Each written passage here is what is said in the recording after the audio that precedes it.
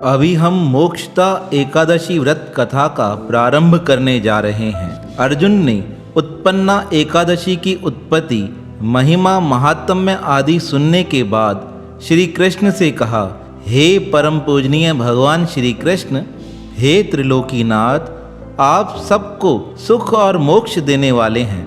मैं आपको प्रणाम करता हूँ। हे प्रभु, आप कृपा करने वाले हैं, मेरी एक जिज्ञासा को शांत कीजिए।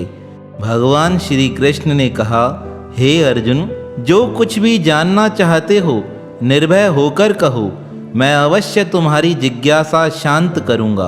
अर्जुन ने कहा, हे प्रभु, यह जो आपने मार्गशीर्ष माह के कृष्ण पक्ष की एकादशी के विषय में बताया है, उससे मुझे बड़ी शांति प्राप्त हुई है। अब कृपा करके मार्गशीर्ष माह के शुक्ल पक्ष में जो एकादशी पड़ती है उसके विषय में बताने की कृपा करें। उसका नाम क्या है?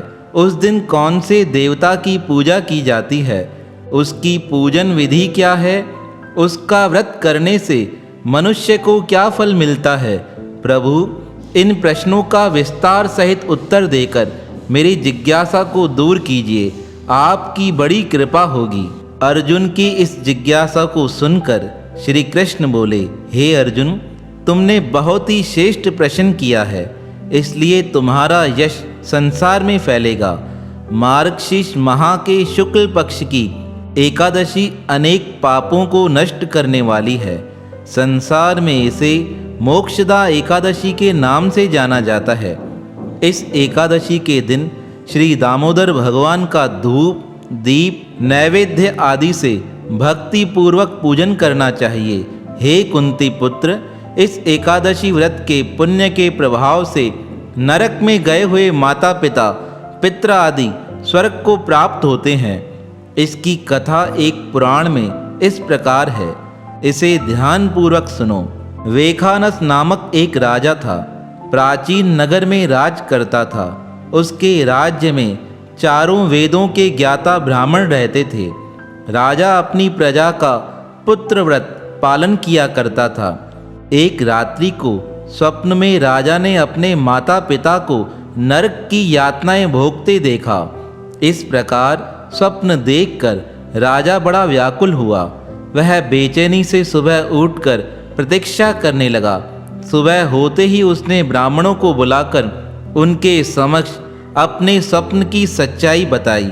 हे ब्राह्मणों, रात्रि को स्वप्न में मैंने अपने पिता को नरक की यातनाएं भोगते देखा है। उन्होंने मुझसे कहा है, हे पुत्र, मैं घोर नरक भोग रहा हूँ, मेरी यहाँ से मुक्ति कराओ। जब से मैंने उनके यह वचन सुने हैं तब से मुझे चैन नहीं है। मुझे अब राज्य, सुख, ऐश्वर्य, हाथी घोड़े, धन, स्त्री, पुत्र आदि कुछ भी सुखदायी प्रतीत नहीं हो रहा है। अब मैं क्या करूं, कहाँ जाऊं? इस दुख के कारण मेरा शरीर तप रहा है। आप लोग मुझे किसी प्रकार का तप, दान, व्रत आदि बताएं, जिससे मेरे पिता को मुक्ति प्राप्त हो सके। यदि मैंने अपने पिता को नरक की यातनाओं से मुक्त कराने का प्रयास नहीं किया तो मेरा जीवन निरर्थक है। जिसके पिता नरक की यातनाएं भोग रहे हैं, उस व्यक्ति को इस धरती पर सुख भोगने का कोई अधिकार नहीं है। हे ब्राह्मण देवों, मुझे शीघ्र ही इसका कोई उपाय बताने की कृपा करें। राजा के आंतरिक दुख की पीड़ा को सुनकर ब्राह्मणों ने आपस में विचार विमर्श किया। फिर एकमत होकर बोले, राजन, वर्तमान, भूत और भविष्य के ज्ञाता पर्वत नामक एक मुनि है। वह यहाँ से थोड़ा ही दूर रहते हैं। आप अपनी यह व्यथा उन्हें जाकर कहें, वह अवश्य ही इसका कोई सरल उपाय आपको बताएंगे। ब्राह्मणों की बात मानकर राजा मुनि के आश्रम पर गए। आश्रम पर अनेक शांतचित्त योगी मुनि तपस्या कर रहे थे। चारों वेद के ज्ञाता पर्वत मुनि दूसरे ब्रह्मा के समान उनके मध्य बैठे थे। राजा ने उन्हें दंडवत प्रणाम किया तथा अपना परिचय दिया। पर्वत मुनि ने राजा से कुलक्षेम पूछी। तब राजा ने कहा, हे मुनिवर, आपकी कृपा से मेरे राज्य में सब कुछ कुशल है, किंतु मेरे समक्ष अकस्मात एक बड़ी समस्या आ खड़ी हुई है। जिससे मेरा हृदय बड़ा अशांत हो रहा है। फिर राजा ने मुनि को व्यथित हृदय से रात में देखे गए स्वप्न की पूरी बात बताई। फिर दुखी होकर स्वर में ऋषि से बोले, हे महर्षि, अब आप कृपा कर मेरा मार्गदर्शन कीजिए। ऐसे मुझे क्या करना चाहिए? कैसे मैं अपने पिता को नरक की यातनाओं से मुक्ति दिलाऊं? राजा की बात पर्वत मुनि ने गंभीरता पूर्वक सुनी। फिर नेत्र बंद कर भूत और भविष्य पर विचार करने लगे। कुछ देर गंभीरता पूर्वक चिंतन करने के बाद उन्होंने कहा, हे राजन, मैंने अपने योग बल के द्वारा तुम्हारे पिता के सभी कुकर्मों को जान लिया है। उन्होंने पूर्व जन्म में अपनी पत्नियों से भेदभाव किया था। अपनी बड़ी रानी के कहने पर उन्होंने अपनी दूसरी पत्नी को ऋतुदान मांगने पर नहीं दिया था। उसी पाप कर्म से तुम्हारे पिता नरक गए हैं। यह सारी बात जानकर वेखानस राजा ने याचना भरे स्वर से ऋषि से कहा, मेरे पिता के उद्धार का कोई उपाय बताइए। किस प्रकार वह पाप से मुक्त होंगे?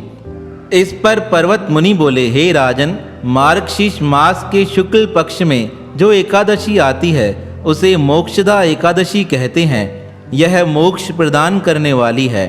आप इस मोक्षदा एकादशी का व्रत करें। उस व्रत के पुण्य को संकल्प करके अपने पिता को अर्पित कर दें। एकादशी के पुण्य प्रभाव से आपके पिता अवश्य मुक्त हो जाएंगे। पर्वत मुनि के वचनों को सुनकर राजा अपने राज्य को लौट आया। परिवार सहित मोक्षदा एकादशी का विधिव्रत पूर्वक पालन किया। इस व्रत के पुण्य को राजा ने अपने पिता को अर्पित कर दिया।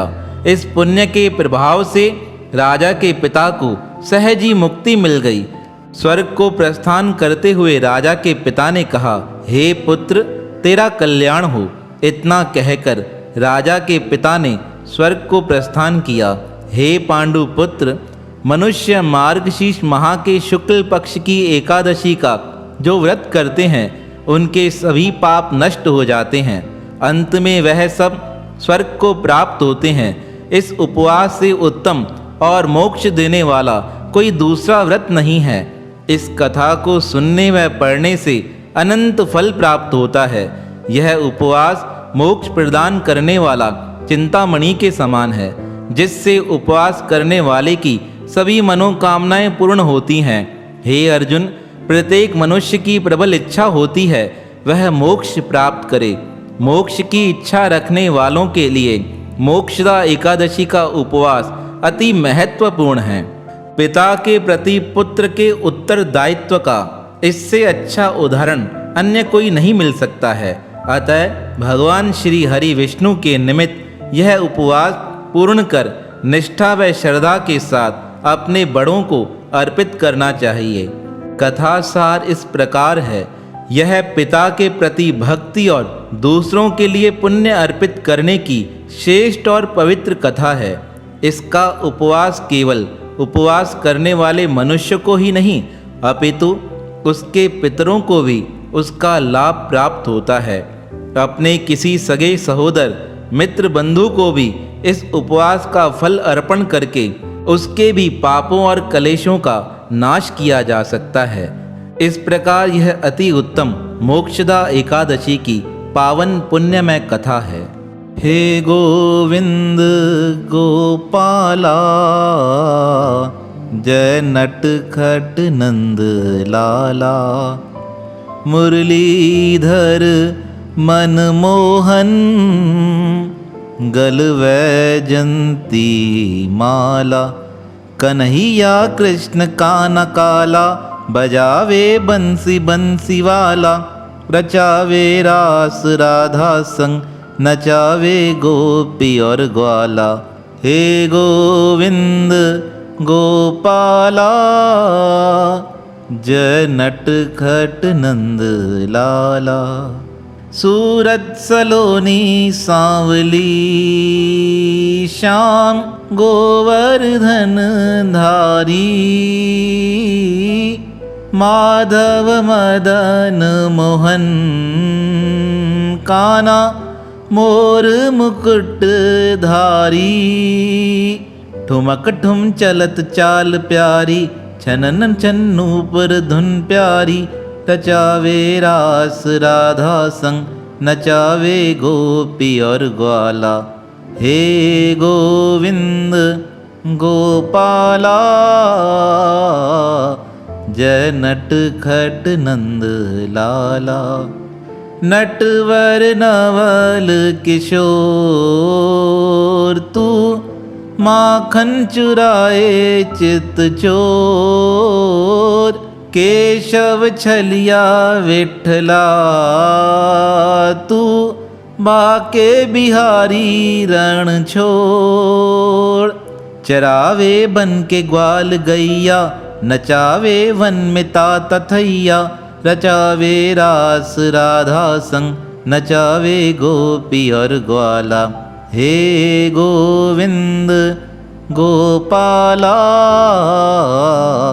जय नट खट नंद लाला। मुरलीधर मनमोहन, गल वैजंती माला। कन्हैया कृष्ण काना काला, बजावे बंसी बंसी वाला। रचावे रास राधा संग, नचावे गोपी और ग्वाला। हे गोविंद गोपाला, बोल बाके बिहारी लाल की जय।